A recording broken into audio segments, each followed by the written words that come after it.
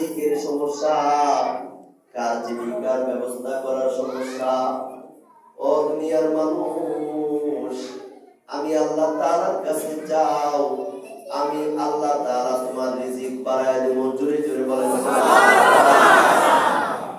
আল্লাহ তাআলা বলেন, আলা মিন মুবতালান ফাউআফিয়া লাহু। ও দুনিয়ার মানুষ, কে আছো বিপদগ্রস্ত? তুমি, তোমার বিপদ আছে, সমস্যা আছে, মুসিবত আছে। ও দুনিয়ার মানুষ, আমি আল্লাহ তাআলার কাছে তোমার বিপদের কথা তুমি কইলা বলো, আমি আল্লাহ তাআলা তোমাকে বিপদ মুক্ত করে দেব। আল্লাহ বিপদ মুক্ত করতে পারে কিনা? আল্লাহ তাআলা রিজিক দিতে পারে কিনা? আল্লাহ তাআলা গুনাহগারকে ক্ষমা করতে পারে কিনা? আপনি যদি 80 বছর যদি গুনাহ করেন, 80 বছর, কয় বছর? 80 বছর।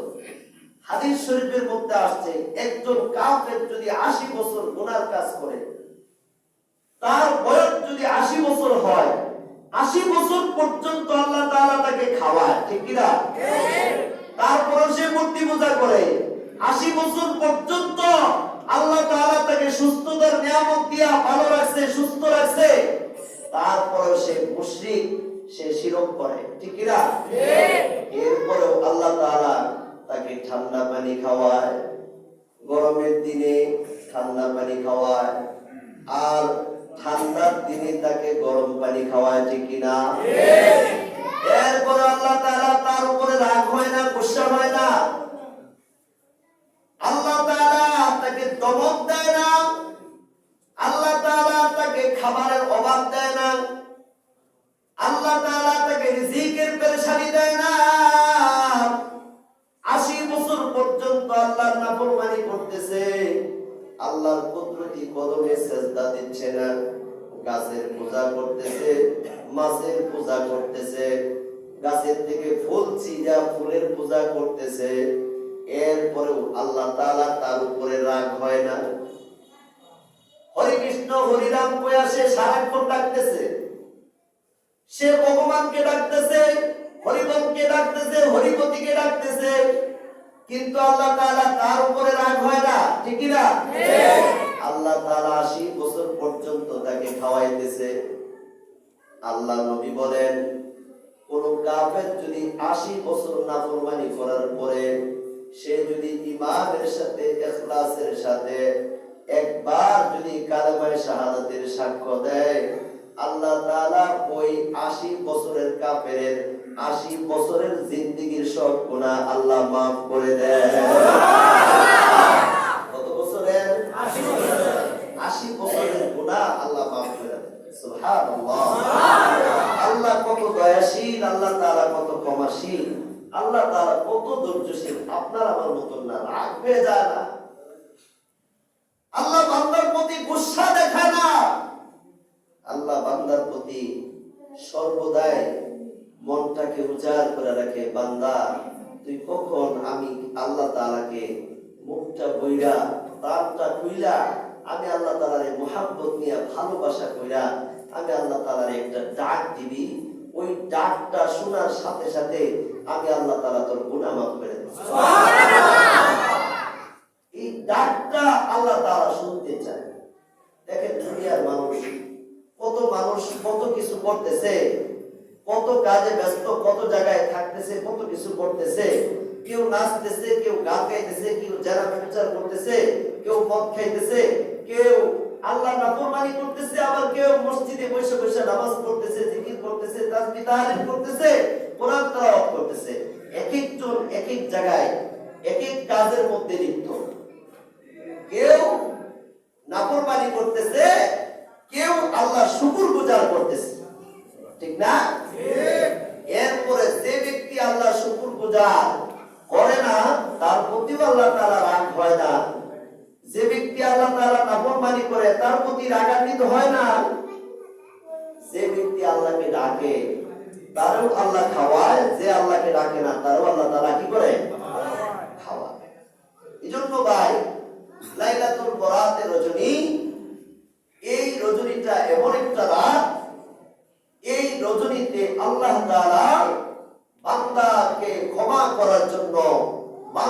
রিজিক দেওয়ার জন্য, বান্দার গুনাহ মাফ করার জন্য আল্লাহ তাআলা দুনিয়ার নিকটবর্তী আসমানে চলে আসে। সুবহানাল্লাহ। আরেকটা হাদিসের মধ্যে আসছে, আন আবি মুসা আশআরী রাদিয়াল্লাহু তাআলা আনহু قال إن الله تعالى لا يطلع في ليلة النصف من شعبان فيغفر لجميع خلقه إلا لمشرك أو مشاهد। আল্লাহর নবী সাল্লাল্লাহু আলাইহি ওয়াসাল্লামের সাহাবী হযরত আবু মুসা আশআরী রাদিয়াল্লাহু তাআলা আনহু থেকে হাদিস বর্ণিত। তিনি বলেন, রাসূলুল্লাহ সাল্লাল্লাহু আলাইহি ওয়াসাল্লাম বলেছেন, যখন শাবানের মধ্য রজনী আসে, শাবানের মধ্য রজনী আসে অর্থাৎ 15তম রাত আসে, আল্লাহ তাআলা স্বীয় রহমত অনুগ্রহ নিয়া আল্লাহ তাআলা দুনিয়ার নিকটবর্তী আসমানে এসে আল্লাহ তাআলা দুই ব্যক্তিকে ছাড়া বাকি সবাইকে আল্লাহ মাফ করে দেয়। সুবহানাল্লাহ। ইল্লা লিমুশরিকিন আও মুশাহিদ। দুই ব্যক্তি হলো, এক ব্যক্তি হলো মুশরিক যে মূর্তি পূজা করে, শিরক করে, আরেক ব্যক্তি হলো হিংসুক। হিংসুক বুঝেন তো? অন্যের প্রতি ছিদ্রান্বেষণ করে, অন্যের প্রতি হিংসা বিদ্রুপ করে, নিজের বড় মনে করে, অন্যকে ছোট মনে করে, তুচ্ছ জ্ঞান করে, এদেরকে বলা হয় হিংসুক। আল্লাহ তাআলা মুশরিক আর হিংসুক ছাড়া বাকি সবাইকে আল্লাহ মাফ করে দেয়। সুবহানাল্লাহ। আল্লাহ নবী সাহাবী হযরত আলী রাদিয়াল্লাহু তাআলা আনহু এবং আবু মুসা আশআরী রাদিয়াল্লাহু তাআলা আনহু দুটি হাদিস খুব গুরুত্বপূর্ণভাবে বর্ণনা করেছেন। আবার আল্লাহ নবী সাল্লাল্লাহু আলাইহি ওয়াসাল্লাম থেকে শাবান মাসের এই মধ্য রজনীর রাতের 3টা আমল প্রমাণিত। কয়টা আমল? 3টা আমল প্রমাণিত। 1 নাম্বার, রাত জেগে ইবাদত বন্দেগী করা। রাসূলুল্লাহ সাল্লাল্লাহু আলাইহি ওয়াসাল্লাম এই মধ্য শাবানের রজনীতে এই রাতের বেলা তিনি 3টা আমল করতেন। 1 নাম্বার হলো আল্লাহ নবী সাল্লাল্লাহু আলাইহি ওয়াসাল্লাম এই রজনীতে কবর জিয়ারত করতে যাইতেন। জোরে জোরে বলেন সুবহানাল্লাহ। 2 নাম্বার আমল হলো আল্লাহ নবী সাল্লাল্লাহু আলাইহি ওয়াসাল্লাম যখন মধ্য শাবানের রজনী আসতো তখন সারা রাত জেগে ইবাদত বন্দেগী করতেন। আর 3 নাম্বার আমল হলো নবীজি অবশ্যই পরের দিন রোজা রাখতেন। কয়টা আমল? 3টা আমল। 1 নাম্বার, নবীজি এই রাতের বেলা কবরস্থানে যাইতেন। কোথায় যাইতেন? কবরস্থানে যাইতেন, মুসলমানদের কবরস্থানে যাইয়া গোটা মুমিন মুমিনাতের জন্য আল্লাহর নবী দোয়া করতেন, তাদের মাগফিরাতের জন্য। মুসলমানদের জন্য কবরস্থানে গিয়া দোয়া করতেন। এটা নবী যেহেতু করেছে এটা সুন্নাত। সুবহানাল্লাহ বলেন। এই রাতে কবরস্থানে যাওয়া হলো সুন্নাত। নবীজি গেছেন, তাই যারা কবরস্থানে যাবে এটা হলো সুন্নাত। আল্লাহ নবী রাত সারা রাত ইবাদত করতেন। আপনি যদি সারা রাত ইবাদত বন্দেগী করেন নবীর সুন্নাত পালন করা হবে। সুবহানাল্লাহ বলেন। 3 নাম্বার, দিনের বেলা আপনি যদি রোজা রাখেন তাহলে নবীজির আরেকটা সুন্নাত পালন করা হবে। সুবহানাল্লাহ। আল্লাহ নবীর স্ত্রী হযরত উম্মুল মুমিনিন আয়েশা সিদ্দিকা রাদিয়াল্লাহু তাআলা আনহা বলেন, এক রজনীতে আল্লাহ নবী সাল্লাল্লাহু আলাইহি ওয়াসাল্লাম আমার ঘরে আসলেন। নবীজি রাতের বেলা ঘরে এসে নবীজি তার জামা কাপড় খুলতে আরম্ভ করলেন। আবার অল্প সময়ের মধ্যে নবীজি আবার জামা কাপড় পরিধান করে নবীজি ঘর থেকে বের হয়ে গেলেন। আয়েশা সিদ্দিকা রাদিয়াল্লাহু তাআলা আনহা বলেন, আমার ঈর্ষা হলো, আমি রাগান্বিত হলাম।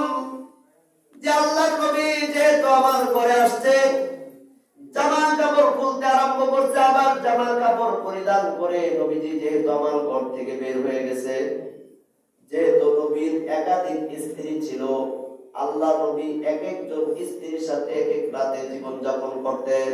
সুবহানাল্লাহ। আল্লাহ নবী কোন স্ত্রীর সাথে বৈষম্য করেন নাই। আল্লাহ নবী প্রত্যেকটা স্ত্রীকে সমান সমান সময় দিতেন। আল্লাহ নবী ইবাদত বন্দেগী করতেন, রাতে তাহাজ্জুদ পড়তেন, কোরআন তেলাওয়াত করতেন, জিকির আজকার করতেন। আবার প্রত্যেকটা স্ত্রীকে নির্ধারিত সময়ে আল্লাহ নবী সমপরিমাণ সময় এক এক দিন এক এক স্ত্রীকে আল্লাহ নবী দিতেন। সুবহানাল্লাহ। আয়েশা সিদ্দিকা রাদিয়াল্লাহু তাআলা আনহা বলেন, আল্লাহ নবী আবার জামা কাপড় পরিধান করে নবীজি ঘর থেকে যখন বের হয়ে চলে গেল, আমার মনটা এত খারাপ হলো। অন্য নারীদের মনটা যেরকম খারাপ হবে, আমার মনটাও সেই রকম খারাপ হয়ে গেছে। অন্য নারীরা যেরকম ধারণা করত, আমার মনেও সেই রকম ধারণা হয়েছে যে আল্লাহ নবী হয়তো অন্য কোন স্ত্রীর নিকট গমন করেছে।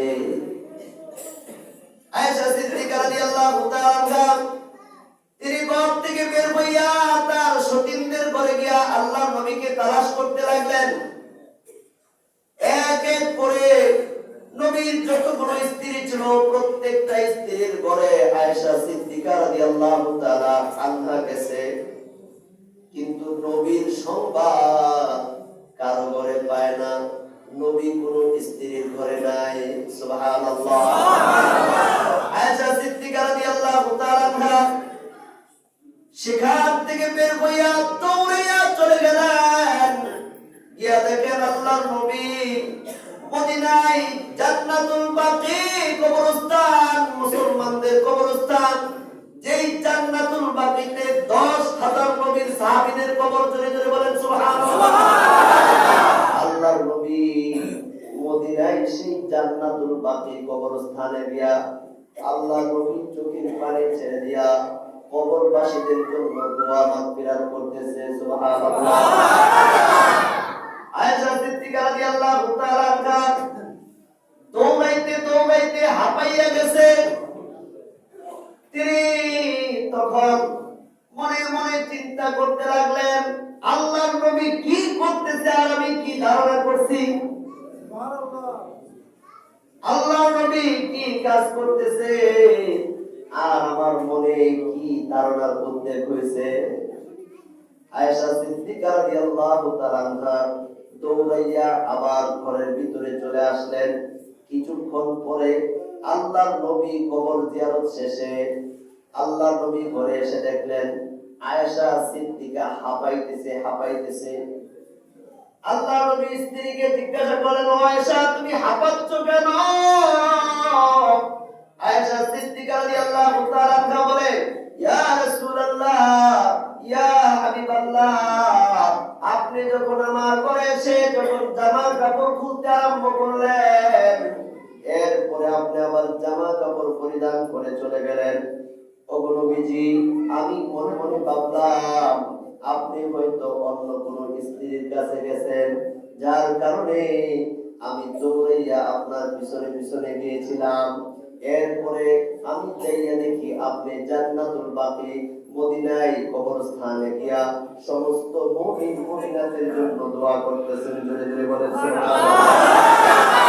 ওগো নবীজি, আমি সেখান থেকে ভয়ে দৌড়াইয়া আমি ঘরের ভিতরে আসলাম, যার কারণে আমার বুক ধড়ফড় করতেছে, আমি হাঁপাইতেছি। আল্লাহ নবী তখন বলতেছে, আয়েশা তুমি কি মনে করো আল্লাহ এবং আল্লাহর নবী তোমার উপর জুলুম করবে? আয়েশা, আল্লাহ তাআলা এবং আল্লাহর নবী তোমার উপরে জুলুম করবে না। আয়েশা, কিছুক্ষণ পূর্বে আমার নিকট ফেরেশতাদের সর্দার হযরত জিবরাইল আলাইহিস সালাতু সাল্লাম আমার নিকট আগমন করেছিল। আয়েশা, জিবরাইল আলাইহিস সালাতু সাল্লাম আমার নিকট আগমন করে বলতেছে, ইয়া রাসূলুল্লাহ, ইয়া হাবিবাল্লাহ, এটা হলো মধ্য সমানের রজনী। এই রাতে আল্লাহ তাআলা পরিকাল পুত্রের যত বেড়া আছে, বকরি আছে, এদের শরীরে যত পশম আছে, আল্লাহর নবী গো, এই বকরির পশম পরিমাণ ব্যক্তিকে আল্লাহ তাআলা জাহান্নামের আগুন থেকে বাঁচিয়ে দিবে। অর্থাৎ ওই বনি কাম পুত্র, যেই পুত্রে সবচেয়ে বেশি ছাগল পালন করত, ভেড়া পালন করত, এক একটা পুত্রের এক একটা পালের মধ্যে 20,000-এর বেশি ছাগল থাকতো। সুবহানাল্লাহ। 20,000-এর বেশি ভেড়া থাকতো। ওগো আল্লাহর নবী, বনি কাম পুত্রের যত ছাগল আছে, ওই ছাগলের শরীরে যত পশম আছে, আল্লাহ তাআলা এই রাতের বেলা ওই ভেড়া বকরির পশম সমতুল্য আপনার গুনাহগার উম্মতকে জাহান্নামের আগুন থেকে maaf করে দিবে।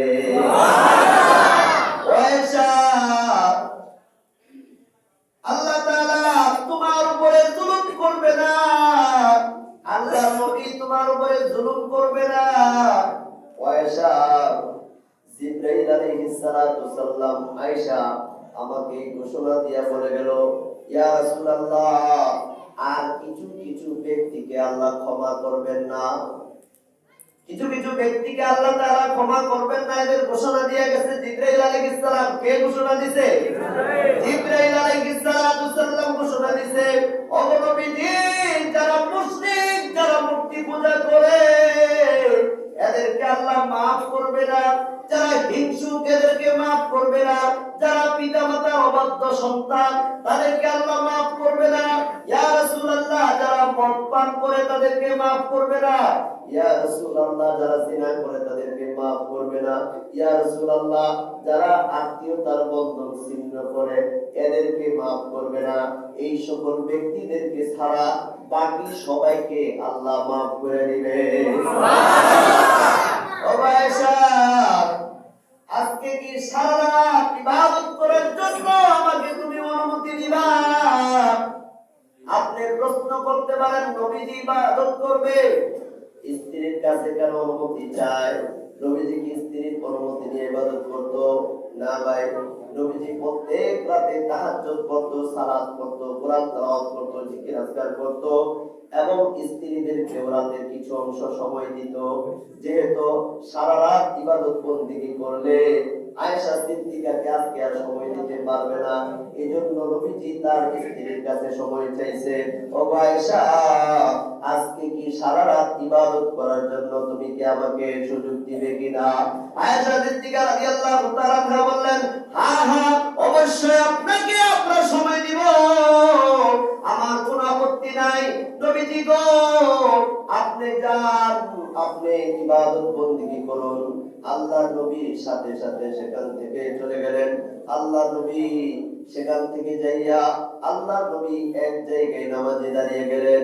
আল্লাহর নবী নামাজে দাঁড়াইয়া আল্লাহর নবী এইরকম ভাবে যখন রুকু দিয়ে যখন সিজদাতে গেলেন, আল্লাহর নবী সাল্লাল্লাহু আলাইহি ওয়াসাল্লাম এত দীর্ঘ সময় সিজদার মধ্যে পড়া উম্মতি উম্মতি কইরা কাঁদতেছে। জোরে জোরে বলেন সুবহানাল্লাহ।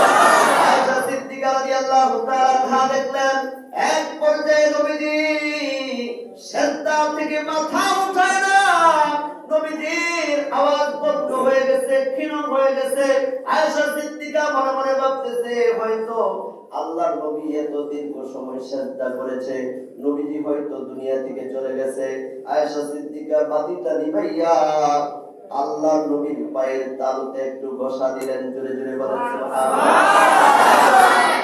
পায়ের তালুতে ঘষা দেওয়ার সাথে সাথে আল্লাহর নবী একটু নড়াচড়া করলেন। আয়েশা সিদ্দিকা রাদিয়াল্লাহু তাআলা বুঝতে পারলেন রাসূল ইন্তেকাল করে নাই, রাসূল জীবিত আছে। জোরে জোরে বলেন সুবহানাল্লাহ। বন্ধুরা আমার, বাবাজিরা আমার, যেই নবী কোনোদিন গুনাহ করে নাই, যেই নবী কোনোদিন মিথ্যা কথা বলে নাই, যেই নবী কোনোদিন উজুরে কম দেয় নাই, যেই নবী কোনোদিন খাদ্যে বেজাল দেয় নাই, যেই নবী কোনোদিন কোনো মানুষকে গালি দেয় নাই, যেই নবী কোনোদিন কাউকে কটু কথা বলে নাই, যেই নবী তার খাদেমকে পর্যন্ত একটা ধমক দেয় নাই, যেই নবী সারাক্ষণ শুধু শুধু উম্মতি উম্মতি বলে কান্ত, যেই নবী শুধু আল্লাহ তাআলাকে খুশি করার জন্য সব রকমের প্রচেষ্টা করত, সারা দুনিয়ার সমস্ত মানুষেরা যেই নবীকে শিক্ষক হিসাবে জানে, ওই নবী যদি এত কান্নাকাটি করতো মাপের জন্য, আপনার আমার কি পরিমাণ কাঁদা দরকার? জোরে জোরে বলেন সুবহানাল্লাহ। আমরা কি কাঁদি? আমাদের চোখ দিয়ে পানি বের হয়ে যায়, কারণ আমরা গুনাহ করি না। আমরা গুনাহ করি না, আমরা সবাই মাসুম, একেবারে মাসুম, আমাদের কোনো গুনাহ নেই। আল্লাহ তাআলা কয়েক শ্রেণীর মানুষকে ক্ষমা করে না। কয়েক শ্রেণীর মানুষকে ক্ষমা করে না। পিতামাতার অবাধ্য সন্তান,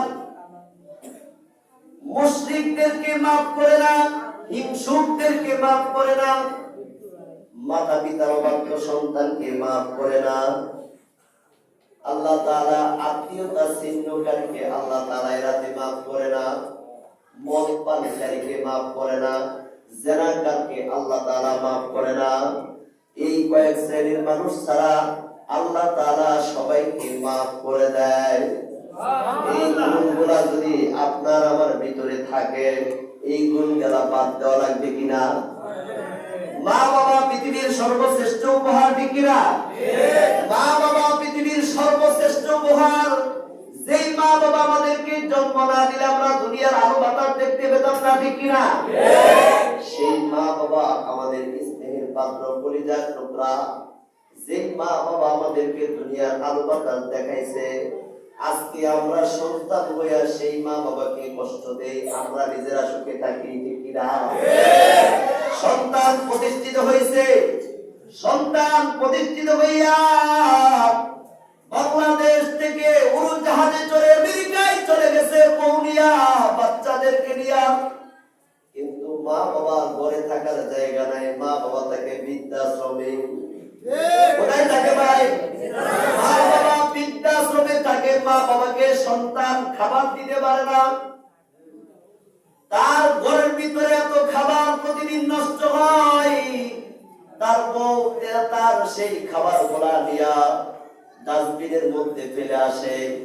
কিন্তু মা কত কষ্ট করে, বাবা কত কষ্ট করে। মা বাবার ওষুধ নাই, খাবার নাই, মা বাবার থাকার জায়গাটা একেবারে নক্কর-জক্কর। কিছুদিন আগে আমি পত্রিকাতে দেখেছি, মা বাবাকে গোয়াল ঘরে রাখছে। কি করে রাখছে? গোয়াল ঘরের ভিতরে মা বাবাকে রাখছে।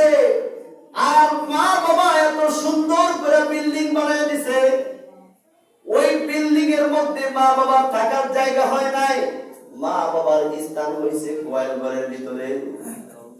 ভাই, এমন সন্তান দুনিয়াতে থাকার চাইতে ওই মা বাবা বলে এই সন্তান থাকার চাইতে না থাকা অনেক ভালো। কারণ যেই সন্তানকে বাড়ি দিছে, গাড়ি দিছে, জায়গা দিছে, জমিন দিছে, সব কিছু দিছে, প্রতিষ্ঠিত করছে, লেখাপড়া করায়া অফিসার বানাইছে, আজকে বিয়ে করছে আরেক অফিসার, তার বউ অফিসার, সে অফিসার। কিন্তু দুইজন অফিসার হওয়ার পরেও মা বাবার ঘরের ভিতরে জায়গা হয় না, ঠিক কিনা? মা বাবা থাকে গোয়াল ঘরে, না হয় বৃদ্ধাশ্রমে।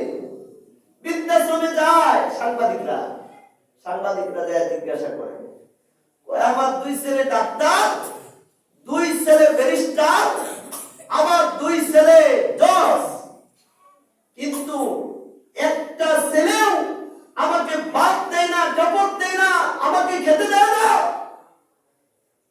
তারা প্রতিষ্ঠিত হয়েছে, ভালো জায়গায় বিয়ে শাদী করছে, তাদের বড় অফিসার, সেই অফিসার আমাদেরকে দেখতে পারে না। ওই তোমার মা বাবা ওয়েস্টেজ হয়ে গেছে, বের করে দাও। একটা ঈদের দিনও মা বাবা রান্না করে খেতে হয়, সন্তান পারে না, মায়ের ঘরে যায় তার নিজের ঘরে রান্না করা খাবার গুলা মাকে পৌঁছায় দিতে, অথবা তার সেই মাকে, তার বাবাকে ঘরের ভিতরে আইনা সুন্দর করে ঈদের দিন একটু খাওয়াইতে সন্তান পারে না, ঠিক কিনা? কেন? মা বাবা কি তোমাকে জন্ম দিয়ে ভুল করছে? না, মা বাবা ভুল করে নাই। মা বাবা ভুল করে আশা নিয়া, আকাঙ্ক্ষা নিয়ে তোমাকে জন্ম দিয়েছে। আমার ছেলে বড় হবে, আমার ছেলে সুখে শান্তিতে থাকবো, আমার ছেলে আমাকে আব্বা বলে ডাকবে, তার মাকে মা বলে ডাকবে। আজকে সেই সন্তান মা বাবাকে পরিচয় দেয় না, মা বাবাকে গালি দেয়, মা বাবাকে গোয়াল করে রাখে, মা বাবাকে বৃদ্ধাশ্রমে পাঠিয়ে দেয়, ঠিক কিনা? এই জন্য ভাই, মা বাবার অবাধ্য সন্তান যারা, এদেরকে আল্লাহ তাআলা মাফ করবে না। মদ পানকারীকে আল্লাহ মাফ করবে না। কি পানকারীকে? কি পানকারীকে? আজ থেকে মদ পানকারীকে আল্লাহ মাফ করবে না। কি পানকারীকে? মদ পানকারীকে আল্লাহ তাআলা মাফ করবে না। এরাতে আল্লাহর নবী সাহাবী ছিল হযরত ওমর রাদিয়াল্লাহু তাআলা আনহু। নাম কি? ওমর রাদিয়াল্লাহু তাআলা আনহু। নাম শুনছেন? ইসলামের দ্বিতীয় খলিফা, নবীজির শ্বশুর। সুবহানাল্লাহ। ইসলামের দ্বিতীয় খলিফা নবীজির শ্বশুর। নবীজি বলেছেন, লাউকানা বাদি নবিয়্যা লাকানা ওমর। আমার পরে যদি আল্লাহ কাউকে নবী বানাতো, আমার ওমরকে আল্লাহ তাআলা আল্লাহ নবীর মর্যাদা দিত, নবী বানায় দিত। সুবহানাল্লাহ। এক নাম্বার নবীর সাহাবী, দুই নাম্বার নবীর শ্বশুর। আগে ওমরের পরিচয় জানেন? এক নাম্বার নবীর সাহাবী। নবীজির মাথা কাটতে আসছিল ওমর। কি কাটতে আসছিল? নবীজির মাথা কাটতে আসছিল। ওই ঘটনা বলার সময় নেই। মাথা কাটতে আইসা মাথা না কাটিয়া নবীর চেহারা দেখা মুসলমান হয়ে গেছে, সে হলো ওমর। সুবহানাল্লাহ। নবীর মাথা না কাইটা মুসলমান হয়ে গেছে নবীর সাহাবী হযরত ওমর। আবার নবীজির শ্বশুর। আল্লাহর নবী এই দুনিয়াতে 10 জন সাহাবীকে জান্নাতের সার্টিফিকেট দিয়েছে। কয়জন সাহাবীকে? 10 জন সাহাবীকে আল্লাহর নবী জান্নাতের সার্টিফিকেট দিয়েছে। তার মধ্যে এক নাম্বার হলো আবু বকর সিদ্দিক রাদিয়াল্লাহু তাআলা আনহু, দুই নাম্বার হলো হযরত ওমর রাদিয়াল্লাহু তাআলা আনহু। জোরে জোরে বলেন সুবহানাল্লাহ। ওমর রাদিয়াল্লাহু তাআলা আনহু সরকারি রিলিফের চাদর এলাকার জনগণকে বিতরণ করবে। রিলিফের চাদর বুঝেন তো? সরকার রিলিফ দেয় না, রিলিফের চাদর দিবে। প্রত্যেককে একটা করে চাদর দিবে। তার রাজ্যের মধ্যে যত মানুষ আছে সমস্ত মানুষকে একটা করে চাদর দিবে। আমাদের দেশে বঙ্গবন্ধু কইছিল না, সবাই পাইছে সোনার খনি, আমি পাইছি চুরের খনি। কিসের খনি? চুরের খনি। 7.5 কোটি মানুষের জন্য 7.5 কোটি কম্বল আছে। সবাই সবার কম্বল পাইছে, আমার কম্বল আমি পাই নাই। তাই সে বলতেছে দুঃখের সাথে, সবাই পাইছে সোনার খনি আর আমি পাইলাম চুরের খনি। কিসের খনি? চুরের খনি। 7.5 কোটি মানুষের 7.5 কোটি কম্বলে আনলাম, আমার কম্বলটা গেল কই? সবাই তো কম্বল পাইছে, সে নিজে পায়। ওমর রাদিয়াল্লাহু তাআলা আনহু সরকারি রিলিফের চাদর দিবে। কি দিবে ভাই? সরকারি রিলিফের চাদর দিবে। প্রত্যেকের জন্য একটা করে চাদর বরাদ্দ হয়েছে। কয়টা? একটা করে চাদর বরাদ্দ হয়েছে। আগে বুঝেন ওমর রাদিয়াল্লাহু তাআলা কেমন মানুষ, এরপরে তার ঘটনা শুনেন। ওমর রাদিয়াল্লাহু তাআলা তার রাজ্যের যত মানুষ আছে সমস্ত মানুষকে একটা করে চাদর দিছে। ওমর রাদিয়াল্লাহু তাআলা একটা চাদর বাগে পাইছে। সুবহানাল্লাহ। সুবহানাল্লাহ। আর জোরে সুবহানাল্লাহ। কয়টা চাদর পাইছে? একটা। জুমার দিন মসজিদে নববীতে খুতবা দিবে ওমর, মদিনার খলিফা। অর্ধ পৃথিবী শাসন করিতে দুলি তক্তে বসি, খেজুর পাতার প্রাসাদ তাহার বারে বারে যেত খুশি। সুবহানাল্লাহ। সুবহানাল্লাহ। ওমর লাউকানা বাদি নবিয়্যা লাকানা ওমর। আল্লাহর নবী সাহাবী খলিফাতুল মুসলিমিন ওমর রাদিয়াল্লাহু তাআলা আনহু মসজিদে নববীতে জুমার দিন খুতবা দিবে। সবাই তো একটা করে চাদর পাইছে, ওমরও একটা চাদর পাইছে।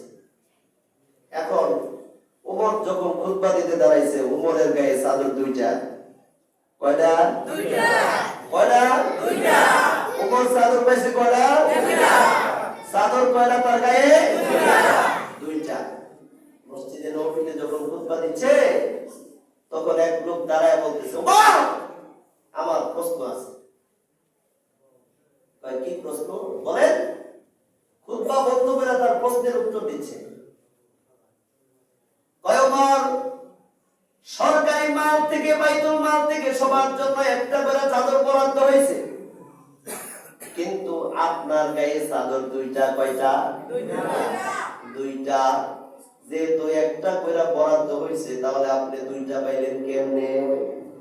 সুবহানাল্লাহ। চাদর পাইছে একটা, এখন মসজিদে নববীতে খুতবা দিচ্ছে, তার গায়ে চাদর দুইটা।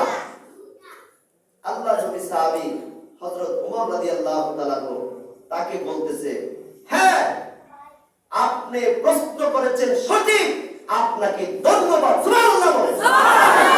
আমাদের দেশে কোন নেতাকে যদি কেউ প্রশ্ন করে তার প্রজারা, তাহলে ধমক দিয়ে ওই জায়গায় তার প্রস্রাব করে ফেলাবে। ঠিক না? এই বেটা, যা দিছি তুই আমার দিকে যাসকে। চাকরি গরম হইলে একেবারে দিব শেষ করে। আমাদের দেশের নেতারা এরকম গরম হয়ে যায়। ঠিক না? ওমর রাদিয়াল্লাহু তাআলা বলতেছে, ভাই তোমার মতো মানুষ যেই দেশে থাকবে, ওই দেশে যেই শাসক আসবে, ওই শাসক সত্যিকারের ভালো মানুষ হবে। ঠিক কিনা? জয় বলে। কারণ তুমি আমাকে প্রশ্ন করছো, আমি ওমর, আমি খলিফা, আমাকে যেহেতু তুমি প্রশ্ন করতে পারছো, অন্য রাজ্যেও যদি তুমি থাকতা, ওই দেশের শাসকও যদি ভুল করত, তাহলে সেখানেও তুমি লুকমা দিতে পারতা, আর সেই শাসক তোমার লুকমার উত্তর দিতে দেয়া, সে সলিলটা অবশ্যই তাকে বলতে হতো। ঠিক কি না? তোমাকে ধন্যবাদ। সুবহানাল্লাহ বলেন। ওমর রাদিয়াল্লাহু তাআলা বলতেছে, তুমি প্রশ্ন করার জন্য তোমাকে ধন্যবাদ। থ্যাঙ্কস। আল্লাহর নবী সাহাবী হযরত ওমর রাদিয়াল্লাহু তাআলা বলতেছে, তোমার এই প্রশ্নের উত্তর আমি দেব না, তোমার এই প্রশ্নের উত্তর দিবে আমার ছেলে আব্দুল্লাহ। সুবহানাল্লাহ বলেন। প্রশ্ন করছে কাকে? ওমরকে। প্রশ্নের উত্তর দিবে কে? তার ছেলে আব্দুল্লাহ। ওমরের ছেলের নাম হলো আব্দুল্লাহ। ওমরের ছেলের নাম কি? আব্দুল্লাহ। ওমর রাদিয়াল্লাহু তাআলা বলতেছে, আব্দুল্লাহ কোথায়? আসো, প্রশ্নের উত্তর দাও। খলিফাতুল মুসলিমিন ওমর রাদিয়াল্লাহু তাআলা প্রশ্নের জবাব দেওয়ার জন্য ওমরের ছেলে আব্দুল্লাহ মিম্বরে উঠে গেছে। সুবহানাল্লাহ। আব্দুল্লাহ ডাক দিয়া বলতেছে, আপনি প্রশ্ন করেছেন, প্রশ্ন সঠিক। বাইতুল মাল থেকে সরকারিভাবে একটা করে রিলিফের চাদর সকলকে দেওয়া হয়েছে। আমার বাবা ওমর একটা চাদর পাইছে। আমার বাবার ঘরে পরনের মতো আর কোনো কাপড় নাই, বস্ত্র নাই। অর্ধ পৃথিবীর খলিফা, তার লজ্জাস্থান ঢাকার মতো বা তার শরীর ঢাকার মতো একটা চাদর ছাড়া আর তার গায়ে কোনো চাদর নাই। জুড়ে জুড়ে বলেন সুবহানাল্লাহ। আমার বাবা যদি এই এক চাদর দিয়া যদি বুকটাকে লজ্জাস্থান বের হয়ে থাকে, আর যদি লজ্জাস্থান থাল ডাকে, তাহলে বুক বের হয়ে থাকে। আমার বাবা আজকে জুমার দিন জুমার খুতবা দিবে, এক চাদর কইরা কিভাবে জুমার খুতবা দিবে? এইজন্য আমি আব্দুল্লাহ তো সরকারি বাইতুল মালের একটা চাদর পাইছি। সুবহানাল্লাহ। ওমরের ছেলে আব্দুল্লাহ একটা চাদর পাইছে না? ওই আমার বাগের চাদরটা আমি আমার আব্বাকে দিয়েছি। যতক্ষণ পর্যন্ত মসজিদে নববীতে জুমার খুতবা দিবে, ততক্ষণের জন্য আমার চাদরখানা আমার বাবার শরীরটা ঢাকার জন্য আমি দিয়েছি। জুড়ে জুড়ে বলেন যেমন বাবা তেমন ছেলে। আমরা হইলে তো ফটোয়া ঘুরাই নিতাম। আমরা কি করতাম? ফটোয়া ঘুরাই নিতাম। আমাদের যুগে আলেমরা হইলে ফটোয়া ঘুরাই নিত। বর্তমান নেট দুনিয়ায় যেসব আলেম দেখেন, অধিকাংশ উলামায়ে কেরাম পেট বাঁচাও নাইলে পেট বাঁচাও। আমার কথা কারো ভালো লাগে, কারো তিতাও লাগে। হুজুর সকালবেলা মসজিদের মধ্যে ছাত্রদেরকে পড়ায়, বাচ্চাদেরকে পড়ায়। এটা হাদিস না, এটা এক্সাম্পল। এক্সাম্পল না দিলে তো বুঝবেন না। সকালবেলা মাদ্রাসায় পড়ায়। পড়ানোর সময় ছেলে মেয়েদেরকে বলতেছে, বাবারা তোমরা চুরি করো না। কি করো না? চুরি করো না। তো ছাত্র ছাত্রীরা জিজ্ঞাসা করে, চুরি করলে কি হয়? চুরি করলে গুনাহ হয়। কি হয়? গুনাহ হয়। এখন একদিন হুজুরের ছেলে চুরি করে বসে। হাসেন না কেন? হুজুরের ছেলে কি করছে? চুরি করছে। এখন হুজুর যাবে কোথায়? হুজুরের ছেলে চুরি করছে। কয় বাবা এদিকে আয়, বিচার নিয়ে গেছে হুজুর, সর্বনাশ হয়ে গেছে। কয় হুজুর কি হয়েছে? কয় আপনার ছেলে তো চুরি করছে। কি করছে? চুরি করছে। চুরি করছে। হুজুর আরেকদিকে চায়, কয় এই কি চুরি করছে? কয় হুজুর গাছের নারিকেল চুরি করছে। কি চুরি করছে? গাছের নারিকেল চুরি করছে। হুজুর কয় কি নারিকেল চুরি করছে? জোড়া নারিকেল নাকি? কয় জি জোড়া নারিকেল চুরি করছে। হুজুর কয় বাবারা রে, জোড়া নারিকেল খাইলে গুনাহ হয় না। কি হয় না? জোড়া নারিকেল খাইলে গুনাহ হয় না। হুজুর ফতোয়া ঘুরাই দিতে, নারিকেল জোড়া নাই কোনো গুনাহ। আমাদের দেশের আলেমদের এই অবস্থা, সব আলেম না, কিছু আলেম। ভুল বুঝবেন না, সব আলেম এরকম না, কিছু সংখ্যক আলেম এরকম। তাহলে আপনি ওমর রাদিয়াল্লাহু তাআলার পরিচয় পাইলেন, তাই না? ওমর রাদিয়াল্লাহু তাআলা, যেহেতু হাদিসে আসছে আল্লাহ তাআলা এই রাতে মদ পানকারীকে মাফ করবেন না। কি পানকারীকে? মদ পানকারীকে আল্লাহ মাফ করবেন না। এখন ওমর রাদিয়াল্লাহু তাআলা অর্ধ পৃথিবীর শাসক, খলিফা। মনোযোগ দিয়ে শুনেন, ঘটনা কাজে আসবে। অর্ধ পৃথিবীর খলিফা, প্রেসিডেন্ট হযরত ওমর রাদিয়াল্লাহু তাআলা। ওমরের ছেলে আবু সাহাবা মদ পান করছে। কি পান করছে? ওমরের ছেলে আবু সাহাবা মদ পান করেছে। ঘটনা মদিনায় ঘটে নাই, ঘটনা ঘটছে মিশরে। কোথায়? মিশরে।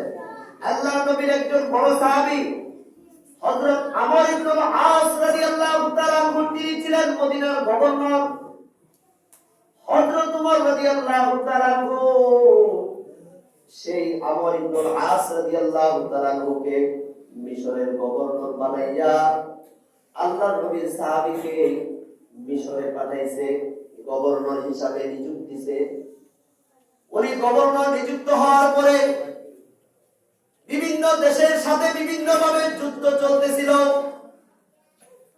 আল্লাহর নবীর সাহাবী হযরত ওমর রাদিয়াল্লাহু তাআলা ছেলে আবু সাহাবা, তিনি যুদ্ধ করার জন্য ওমর রাদিয়াল্লাহু তাআলা তাকে মদিনা থেকে মিশরে পাঠাইছে।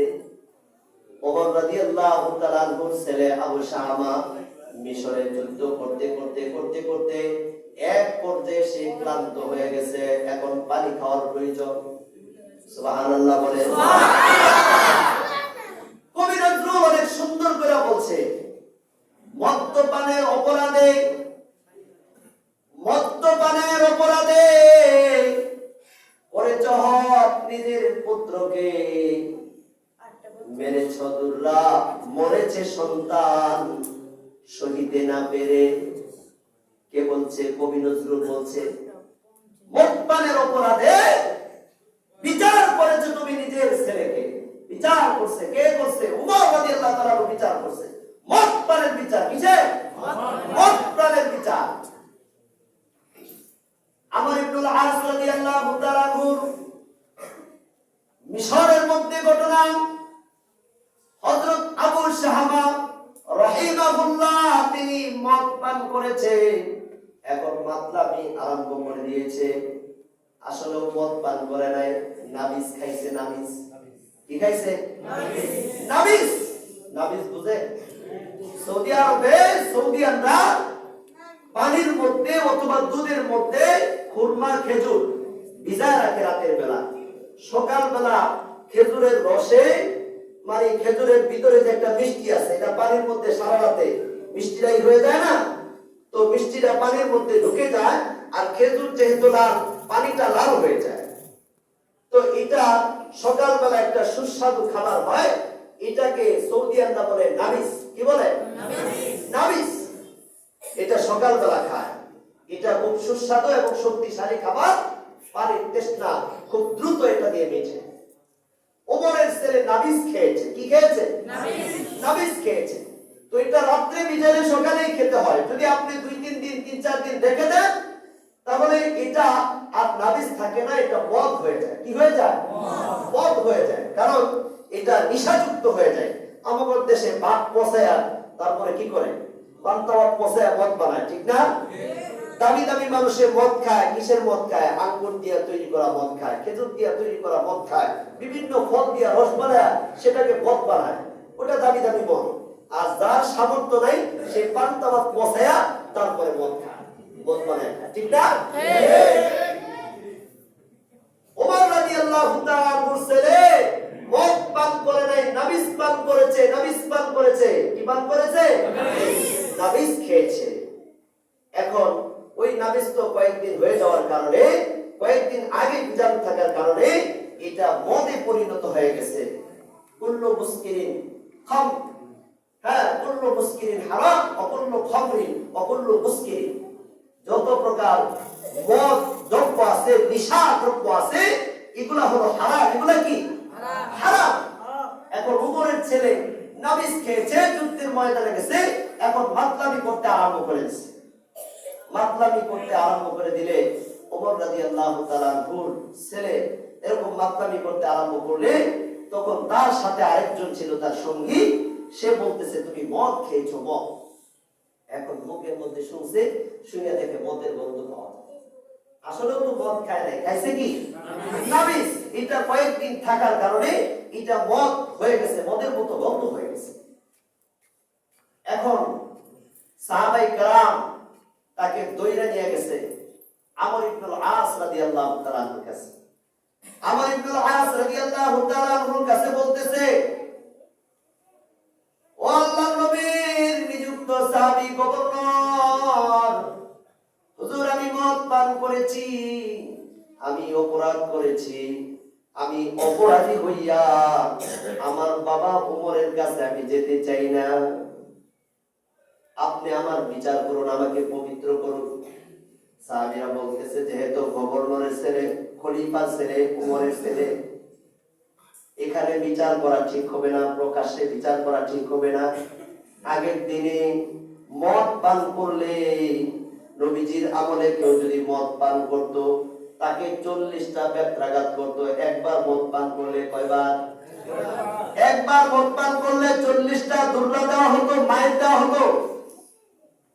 ওমর রাদিয়াল্লাহু তাআলা আনহু যখন খলিফা হলেন, ওমর রাদিয়াল্লাহু তাআলা আনহু দেখলেন মদ পানের সংখ্যা দিন দিন বেড়ে যাচ্ছে। তাই ওমর রাদিয়াল্লাহু তাআলা আনহু বললেন, এই 40 দুরাই মানুষ ঠিক হবে না, মদ পান করলে তাকে 80 দুর্রা মারতে হবে। এই ফরমান জারি করছে কে? কে? ওমর রাদিয়াল্লাহু তাআলা আনহু ফরমান জারি করেছে, মদ পান করলে 80 দুর্রা। কয় দুর্রা? 80 দুর্রা। কার ছেলে মদ পান করছে? ওমরের ছেলে মদ পান করছে। গেছে কার কাছে? আমর ইবনুল আস, মিশরের গভর্নরের কাছে। মিশরের গভর্নর আমর ইবনুল আসের কাছে সাহাবায়ে কেরাম বলতেছে, যেহেতু ওমরের ছেলে, খলিফার ছেলে, মান সম্মান, ইজ্জত, প্রেস্টিজের ব্যাপার আছে, প্রকাশ্যে ময়দানে বিচার করলে, হ্যাঁ, এটা যদি ওমরের কানে যায় আমাদের সমস্যা হতে পারে।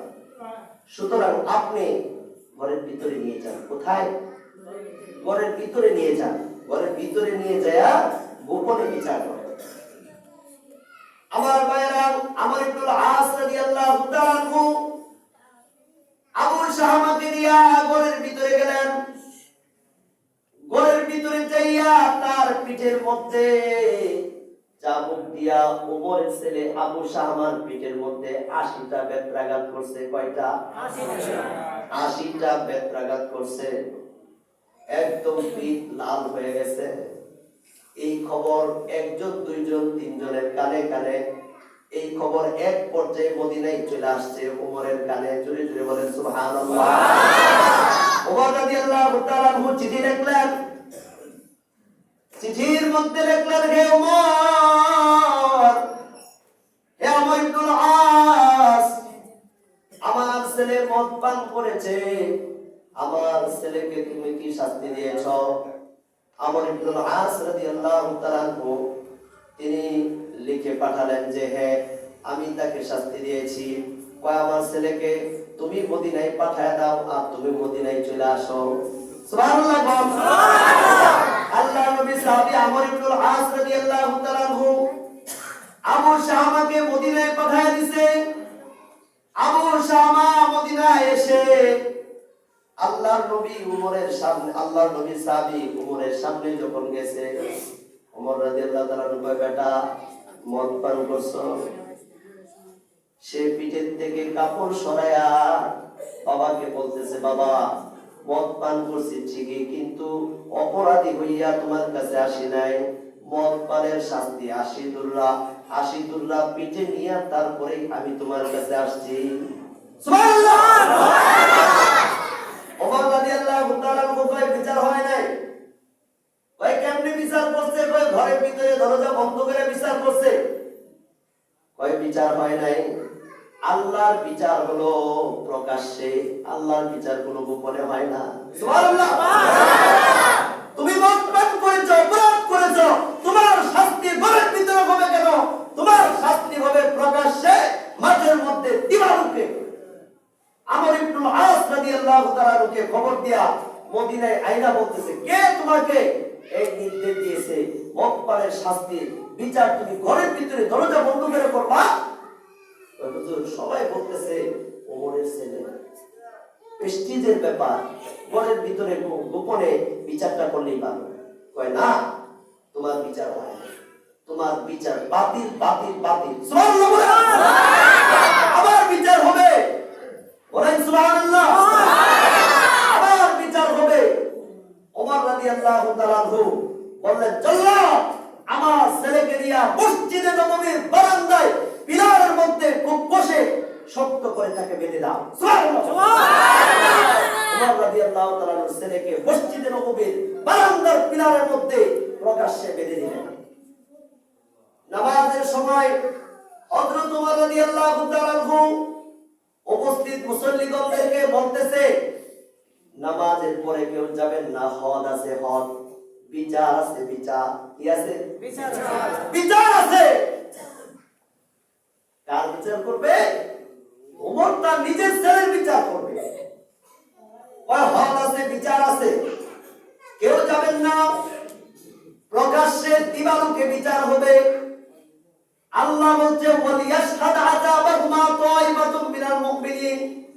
ও মুমিনেরা, তোমরা যখন একজন আরেকজনের বিচার ফায়সালা করো, তখন তোমরা প্রকাশ্যে বিচার ফায়সালা করবা, যাতে তার শাস্তি দেখা অন্যরা শিক্ষা নেয়, আমি অপরাধ করলে আমার এইরকম শাস্তি হবে। ঠিক কি না? প্রকাশ্যে বিচার করবা। আল্লাহর বিচার হলো প্রকাশ্যে বিচার। ওমর রাদিয়াল্লাহু তাআলা নামাজের পরে জল্লাদকে বলতেছে, চাবুক নিয়ে আসো। কি নিয়ে আসো? চাবুক নিয়ে আসো। জল্লাদকে বলছে, এই 80 দুর্রা লাগাও। কয় দুর্রা? 80 দুর্রা লাগাও। কাকে? আমার ছেলেকে। প্রকাশ্যে সমস্ত মুসল্লিরা মসজিদে নববীর সামনে মাঠের মধ্যে ওমরের ছেলেকে মসজিদে নববীর বারান্দার পিলারের মধ্যে বাইদা 80 দুর্রা মারার জন্য জল্লাদকে নির্দেশ দিয়েছে। জল্লাদ মনে করতেছে যে ওমরের ছেলে আস্তে আস্তে মারতে হবে। কি মারতে হবে? আস্তে আস্তে মারতে হবে। জোরে মারলে আমি তো জল্লাদ প্রিয় হইতে পারবো না ওমরের কাছে। ওমর কইবো যে আমার ছেলের এত জোরে জোরে মারছে। জল্লাদে বাড়ি দেওয়া শুরু করছে, 1 2 3 8টা 9টা 10টা বাড়ি দিছে। ওমর রাদিয়াল্লাহু তাআলা কয়, তোমার পিটান হয় নাই? সুবহানাল্লাহ বলেন না? সুবহানাল্লাহ। কয়টা বাড়ি দিছো? কয় হুজুর আমি তো 9টা বাড়ি মারছি। কয় তোমার 3টা বাড়ি আর ওমরের একটা বাড়ি, তাহলে তুমি 9টা বাড়ি মেরে থাকলে ওমরের 3টা বাড়ি। কয়টা? 3টা। কয় তাও ক্যান্সেল। সুবহানাল্লাহ বলেন। সুবহানাল্লাহ। তাও ক্যান্সেল, 3টাও না। রাদিয়াল্লাহু তাআলা আবার নিজে হাতে চাবুক নিয়ে তার ছেলেকে পিটাইতে আরম্ভ করছে। ইতিহাস সাক্ষী দেয় এক একটা বাড়ি মারে তার চামড়া ছিলে ফিনকি দিয়া রক্ত বের হয়ে এক পিলার থেকে আরেক পিলারে লেগে যায়। সুবহানাল্লাহ। এইভাবে একটা নয়, দুইটা নয়, তিনটা নয়, ওমর রাদিয়াল্লাহু তাআলা পিটাচ্ছে আর পিটাচ্ছে। মানুষ অবাক হয়ে যাচ্ছে, কান্নাকাটি করতে আরম্ভ করতেছে। মানুষ বলতেছে, ওমর তাকে ছেড়ে দাও, প্রত্যেকটা দুর্রার বিনিময়ে আমরা একটা করে উট আল্লাহর রাস্তায় সদকা করব। ওমর কই হবে না, 80 দুর্রা তাকে মারতে হবে। এইভাবে 1 2 3 4 40 পর্যন্ত মারছে। ওমরের ছেলে বেহুশ হয়ে গেছে। 60 দুর্রা পর্যন্ত মারার পরে ওমরের ছেলে অজ্ঞান, দুনিয়াতে আর নাই। সুবহানাল্লাহ। মারতেছে কে? ওমর রাদিয়াল্লাহু তাআলা। আর নাই দুনিয়াতে। আবার কোন কোন কিতাব ঐতিহাসিকরা লিখেছে যে 80 দুর্রা মেরেছে, অজ্ঞান অবস্থায় 80 দুর্রা মারার পরে 1 মাস জীবিত ছিল। কয় মাস জীবিত ছিল? 1 মাস জীবিত ছিল। 1 মাস পরে সে মৃত্যুবরণ করছে। আবার কোন কোন ঐতিহাসিকরা লেখে 60 দুর্রা মারার পরে, 70 দুর্রা মারার পরে সে এরকম ইন্তেকাল করছে।